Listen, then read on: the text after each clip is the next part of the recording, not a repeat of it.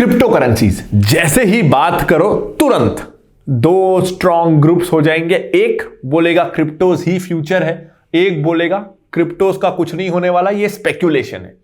अब आप इस चैनल में क्यों आते हो? क्योंकि जब भी किसी चीज को लेके कॉन्फ्लिक्ट हो, कंफ्यूजन हो, तो यहां आपको सच पता चले, पूरा पता चले, सिंपल तरीके से पता चले और अनबायस्ड एक्सप्लेनेशन मिले, इसीलिए आप इस चैनल पे आते हो। तो आज ना मैं आपको बताऊंगा क्रिप्टोज का पूरा सच अनबायस्ड तरीके से। हम जानेंगे कि कैसे क्रिप्टोज को लेके एक बहुत बड़ी ग्लोबल लॉबी काम कर रही है। हम जानेंगे क्यों ज्यादातर देश क्रिप्टोज को पॉपुलर नहीं होने देंगे, नहीं होने देना चाहते। हम जानेंगे क्या भारत सच में क्रिप्टोज को बैन कर देगा। हम जानेंगे क्या यह सही समय है क्रिप्टोज में निवेश करने का, क्या इस मौके का फायदा उठाना चाहिए क्योंकि एक बड़ा क्रैश आया हुआ है। जानेंगे ये सब कुछ और बहुत कुछ इस वीडियो में। नमस्कार family, this is Pranjal Kamra. शुरू करते हैं फिनोलॉजी।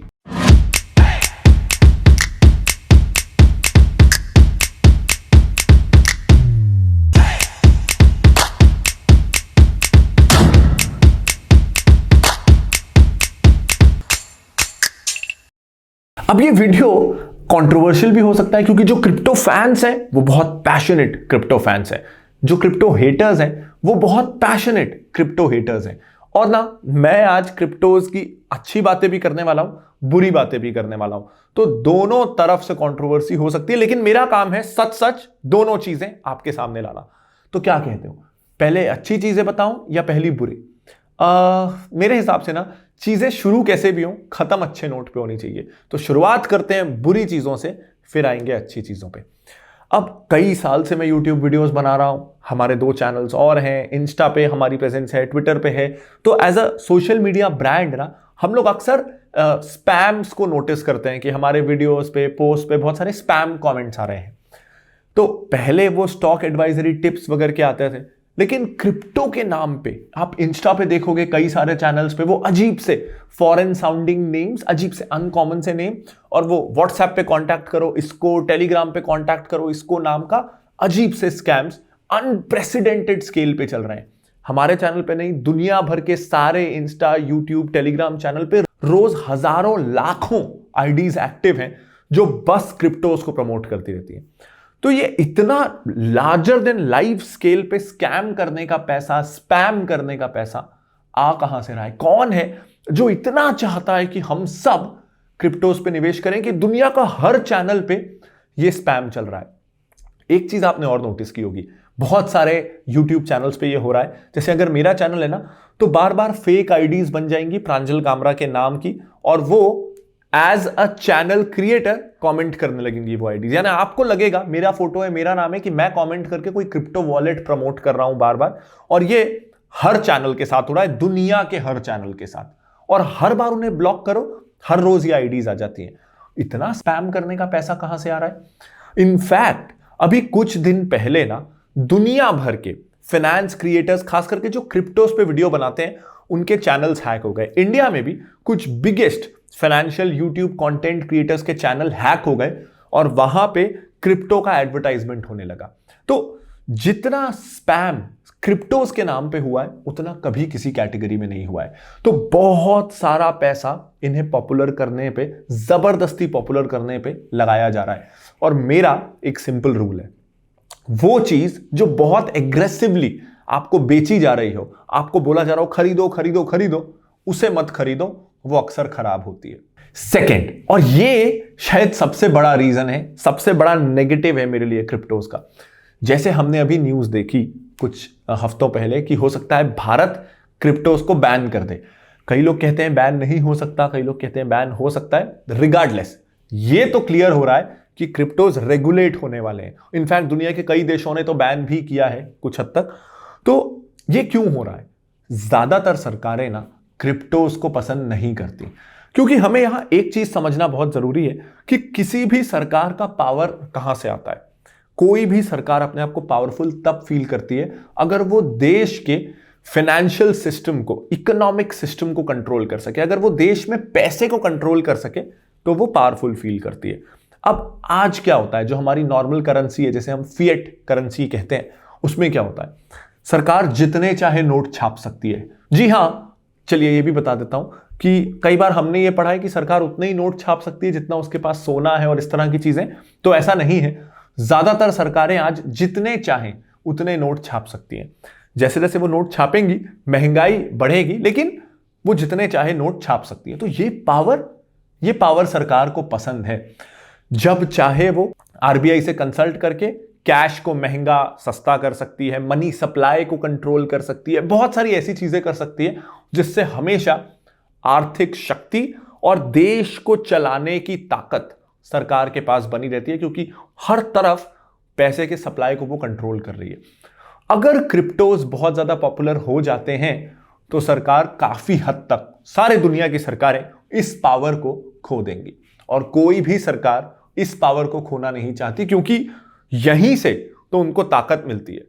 अब सोचिए, जितना ज्यादा ये मनी सप्लाई की ताकत सरकार के पास है, उतना ज्यादा वो जिस सेगमेंट को चाहे पैसे बांट के खुश कर सकती है। वो पॉलिटिशियंस की, ब्यूरोक्रेट्स की, गवर्नमेंट के लोगों की सैलरी बढ़ा सकती है, वो वोट बैंक को खुश रख सकती है। तो सरकार पैसा अपने पास रखना चाहती है।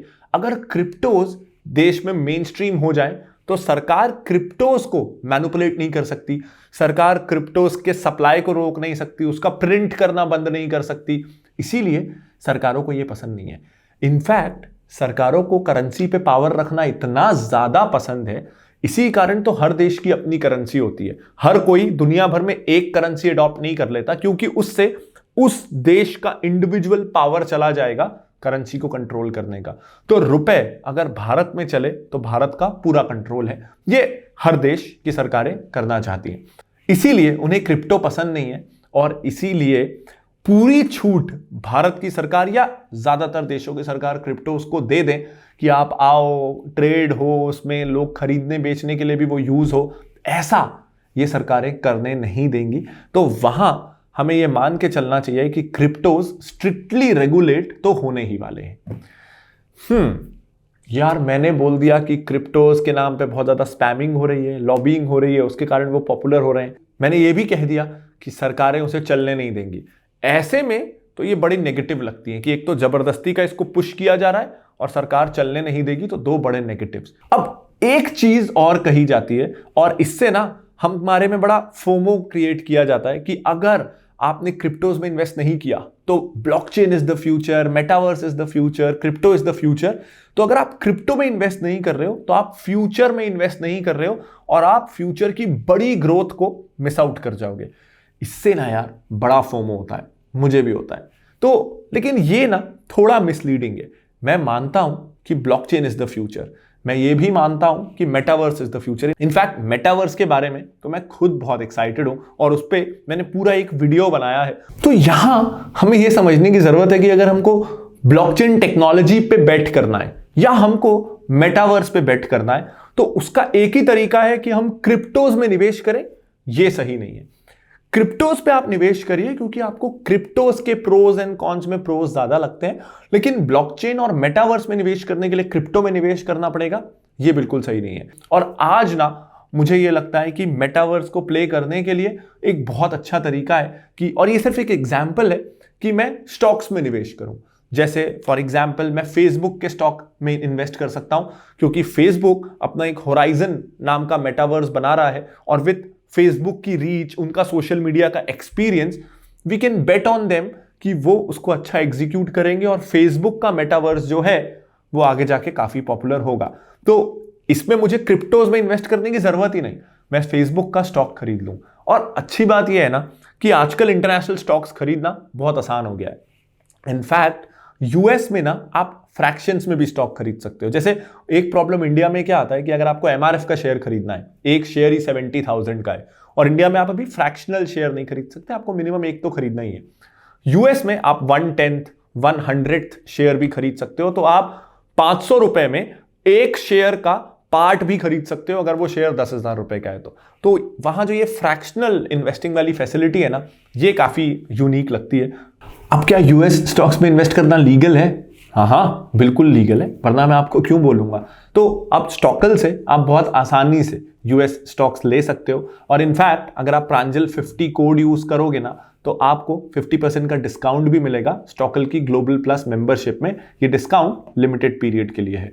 इनफैक्ट ऐसा भी नहीं है कि आपको 2 बार टैक्स पे करना है, आपको पे जरूर करना है, लेकिन क्योंकि इंडिया और यूएस के बीच में एक एग्रीमेंट है तो जो आपने टैक्स एक बार पे कर दिया उसका आपको क्रेडिट मिल जाता है इंडिया में। तो एक तरीके से आपको एक ही बार टैक्स पे करना है अगर आप यूएस में इन्वेस्ट कर रहे हो तो। स्टॉकल का लिंक आपको इस वीडियो के डिस्क्रिप्शन में मिल जाएगा। अब ना यार बहुत हो गई बुराई, अब मैं थोड़ा प्रो क्रिप्टो कैंप की तरफ से बोलने वाला हूं। नेताओं की तरह मैंने भी दल को बदल लिया है। तो पहली चीज जो ये क्रिप्टो के बारे में कहा जाता है ना कि बहुत ज्यादा वॉलेटाइल है, बहुत ज्यादा रिस्की है, स्टॉक्स से भी ज्यादा डेंजरस है, ये थोड़ा कहना गलत हो जाएगा क्योंकि वो सिर्फ एक तरह के क्रिप्टोज हैं। इनफैक्ट कई क्रिप्टोज काफी सेफ भी हैं, जैसे स्टेबल कॉइन्स। ये स्टेबल कॉइन्स क्या होते हैं, अगर एक वो कॉइन इशू हुआ तो उसके बदले $1 को खरीदा गया, यानी जितने डॉलर खरीदे जाएंगे उतने वो कॉइन्स इशू होंगे। तो एक स्टेबल कॉइन जितना डॉलर मूव हो रहा है उसके हिसाब से मूव होगा। वो $1 को रिप्रेजेंट कर रहा है एक स्टेबल कॉइन, यानी वो डॉलर जितना रिस्की है। तो जितना रिस्की हम क्रिप्टो को समझते हैं वो उतना रिस्की नहीं है। ऐसे गोल्ड से पेग्ड स्टेबल कॉइन्स हैं, अलग अलग करेंसीज से पेग्ड स्टेबल कॉइन्स हैं जो कि एक नॉर्मल क्रिप्टो करेंसी से काफी ज्यादा सेफ हैं। तो ये कह देना कि क्रिप्टोज बहुत वॉलेटाइल, बहुत रिस्की हैं, ये पूरी तरीके से सही नहीं है। सेकंड, ये हमें मानना होगा कि, और बहुत सारे ना फाइनेंशियल एक्सपर्ट्स, इकोनॉमिक एक्सपर्ट्स भी ये कह रहे हैं कि क्रिप्टो को पूरी तरीके से बैन करने में हम बहुत लेट हो गए। बहुत सारे लोगों का बहुत इन्वेस्टमेंट हो गया है। वो कहते हैं ना बैंक्स में अब ये टू बिग टू फेल हो गए। मुझे भी लगता है ये अब टू बिग टू फेल हो गए हैं। तो पूरी तरीके से ये बैन हो जाए ऐसा नहीं होने वाला है। रेगुलेट होंगे।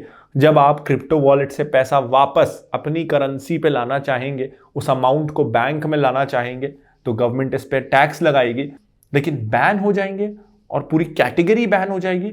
अब ये बहुत मुश्किल है। तो यहां तो मैं मानता हूं कि cryptos are here to stay. और दूसरा, क्रिप्टोज अब जैसे जैसे ये कैटेगरी एक्सपांड हो रही है, अलग अलग रिस्क प्रोफाइल के लिए अलग अलग तरीके के क्रिप्टोज आ रहे हैं। कुछ बहुत ज्यादा रिस्की हैं, कुछ रिस्की हैं, कुछ थोड़े कम रिस्की भी हैं। तो अब हम ऐसा नहीं कह सकते कि ये बहुत ज्यादा रिस्की है।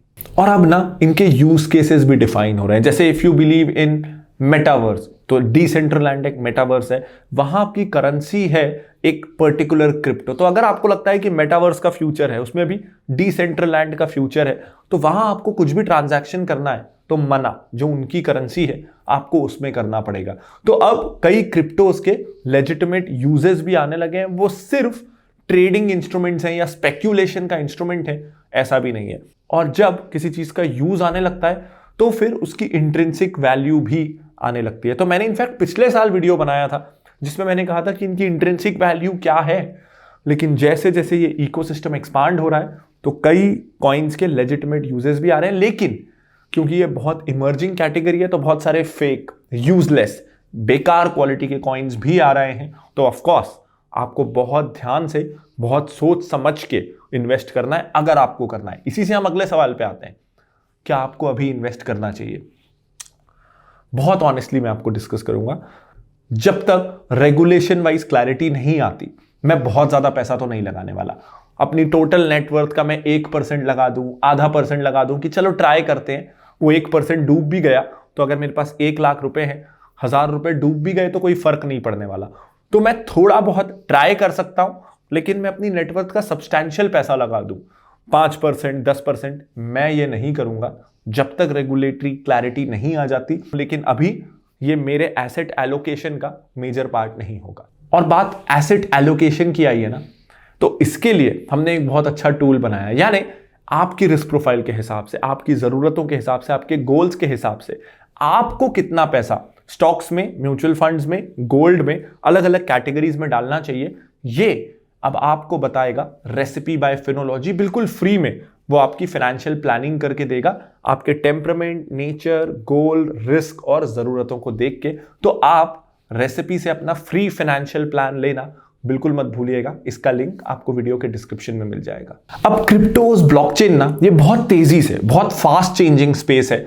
तो इससे आपको अपडेटेड रखने के लिए और इन डेप्थ आपको इस न्यू टेक्नोलॉजी के बारे में बताने के लिए हमने क्रिप्टोस पे एक नया कोर्स लॉन्च किया है, फिनोलॉजी क्वेस्ट पे। इस कोर्स का एक्सेस आपको वीडियो के डिस्क्रिप्शन में जाके मिल जाएगा। This is Pranjal Kamra signing off. Bye bye.